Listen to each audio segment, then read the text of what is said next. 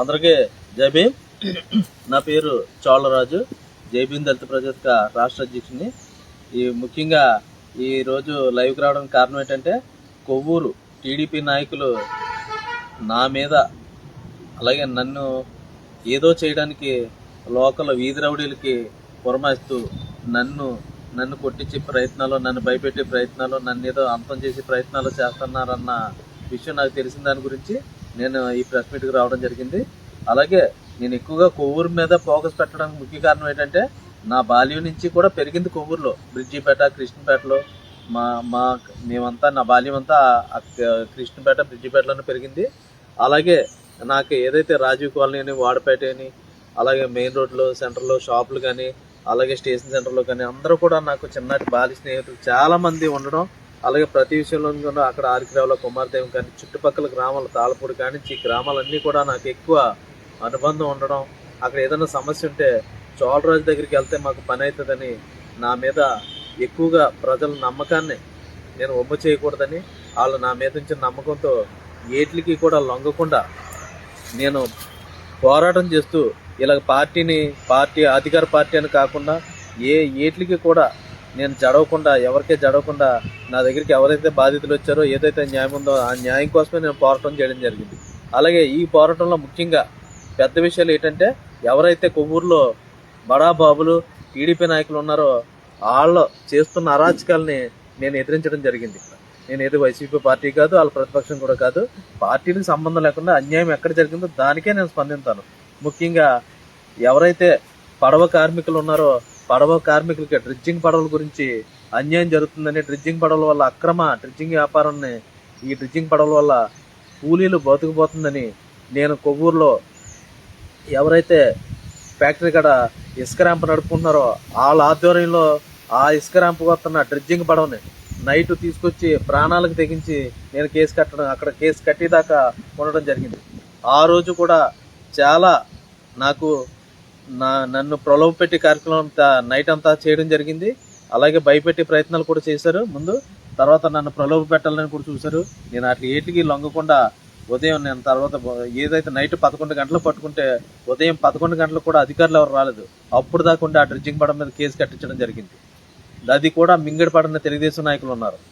అలాగే సామాన్య ప్రజలకి లీటర్ డీజిల్ కూడా లైన్ ఉంటున్న టైంలో ఒక ట్యాంకర్ వచ్చేసి కుమారదేవంలో ఈ టీడీపీ నాయకుల అండదండలతో అక్కడ ట్యాంకర్ చేసుకుంటుంటే దాని మీద కూడా మేము కంప్లైంట్ చేసి అది సీజ్ చేసి దాకా కూడా అన్ని వీడియోలు చేసి జరిగింది. అది ఏదో కేసు పక్కదో పట్టేస్తానికి అధికార పార్టీ ప్రయత్నాలు చేస్తున్నదని ఆ విషయం కూడా మాకు తెలిసింది దానిపై.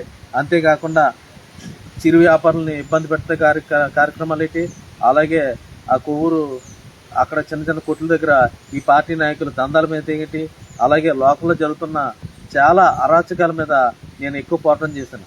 అలాగే ఇక్కడ ఏదైతే వాడపల్లి ఇసుక ర్యాంప్ ఉందో దాని మీద కూడా నేను లైవ్ పెట్టడం జరిగింది.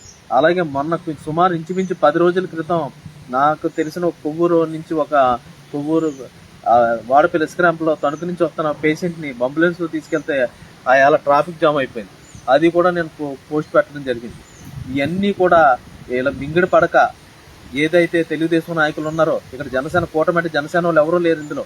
ఖచ్చితంగా నేను చెప్తున్నాను, కొవ్వూరులో ఉన్న టీడీపీ నాయకులు వీడి వల్ల మనకు ప్రమాదం జరుగుతుంది, వీడు ఎక్కడి నుంచో వచ్చి ఇక్కడ ఈ పోరాటాలు ఏంటి మనల్ని ఎదిరింతున్నాడు, ఇక్కడ మనకు అధికారం పార్టీ ఉండగా మనకు ఎవరు ప్రశ్నించేవాళ్ళు లేరన్న విధంగా ఇతను నన్ను అంతం చేయాలనే కుట్ర జరుగుతుందని తెలిసింది. అంతేకాకుండా బ్రాందీ షాపుల్లో వీళ్ళకైతే ఏ బ్రాందీ షాపులు ఉన్నాయో ఎంఆర్పి మీద 20 రూపాయలకి ఎక్కువ అమ్ముతున్నారు. అలాగే ఒక బ్రాందీ షాప్ దగ్గర ఒక అతను ప్రశ్నించినందుకు చెయ్యి కొట్టేస్తే అతనికి మళ్ళీ చెయ్యి కొట్టి ఒక 500 ఇచ్చి వాళ్ళ ఆర్ఎంపీ డాక్టర్ దగ్గర ఇంజక్షన్ చేసి ఇంటికాడ పడితే అతను చెయ్యి నొప్పిపోతుందని మరలా నా దగ్గరకు వచ్చి గొడవ పెడితే, నేను ఎవరైతే లోకల్ నాయకుల దగ్గర నా సామాజిక వర్గం వాళ్ళు తిరుగుతుంటే వాళ్ళకి ఫోన్ చేసి మీరు చేసి దౌర్జన్యాలు తప్పంటే అతను మళ్ళీ సాయి హాస్పిటల్ తీసుకెళ్ళి అతను ట్రీట్మెంట్ చేసి పంపించారు. అలాగే ఈ ఏదైతే ఇక్కడ మద్యం షాపులన్నింటిలో కూడా ఎంఆర్పి కన్నా 20 రూపాయలు అదనంగా అమ్మి వీళ్ళు దోచుకుంటున్న విషయాన్ని నేను లోకేష్ గారి దగ్గరికి వెళ్ళి కంప్లైంట్ పెట్టడం జరిగింది. దాని మీద ఇక్కడ తూతు మంత్రంగా ఏదో నాకు ఇచ్చారు. ఖచ్చితంగా ఇవన్నీ కూడా నేను ఫోన్పేలతో సహా నేను ఈ కేసులన్నింటినీ ఇవన్నీ కూడా ఎంఆర్పి కూడా నేను పెట్టడం జరుగుతుంది.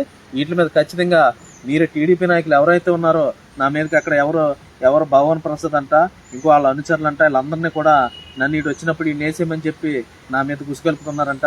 నేను ఎవరికీ జరిచేది లేదు. నేను చస్తే అప్పటికప్పుడు చావడానికి కూడా నేను భయపడేది లేదు.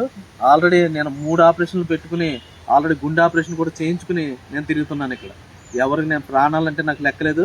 అసలు మీ టీడీపీ నాయకులు, మీ టీడీపీ గోండాలంటే నేను అసలే లెక్క చేయను ఇక్కడ. ఖచ్చితంగా మీరు ఏదైతే బ్రాందీ షాపుల మీద ఎంఆర్పీ రేట్లకి ఎలాగమ్ముతున్నారో, ఇసుక మీద మీరు ఎంత దోచుకుంటున్నారో, మీ అన్నిటి మీద నేను రేపు మరలా లోకేష్ దగ్గరికి వెళ్తాను. ఇదే ప్రెస్ మీట్ మొత్తం అన్ని ప్రెస్లకి పంపిస్తాను. ఖచ్చితంగా మీ మీద పోరాటం చేస్తాను. ఎలా చంపుతారో నేను చూసుకుంటాను. ఈ కొవ్వూరు టీడీపీ నాయకులకి ఇది నాకు సవాల్గా నేను ఇలా సవాల్ విసురుతున్నాను. మీకు ఎవరు భగవాన్ ప్రసాద్ వస్తాడో, లేదా ఇంకొకటి వస్తాడో, ఇంకో గోండా ఎవడొస్తాడో, మీరు నా మీద ఏం చేయాలనుకున్నా చేయండి. నేను దానికి అన్నింటికి సిద్ధమే. ఇక్కడ నుంచి ఖచ్చితంగా మేము ఏదైతే పోరాటం ఆగే ప్రసక్తే లేదు.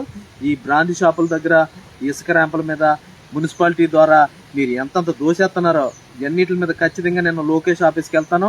అక్కడ కూడా చర్యలు తీసుకోకపోతే టెంట్ వేసి మా దళిత సమాజ వర్గం మీ ఇక్కడ యువతరగతి నాయకులందరినీ పిలిపించి మీ మీద ఖచ్చితంగా పోరాటం చేస్తాను. ప్రాణాలు పోతే మట్టికి దానికి మీరే బాధ్యులు, మీరే కారణం. ఖచ్చితంగా ఇవాళ నుంచి మీ మీద పోరాటం చేస్తానని తెలియజేసుకుంటూ జై భీమ్, మీ చోళరాజు.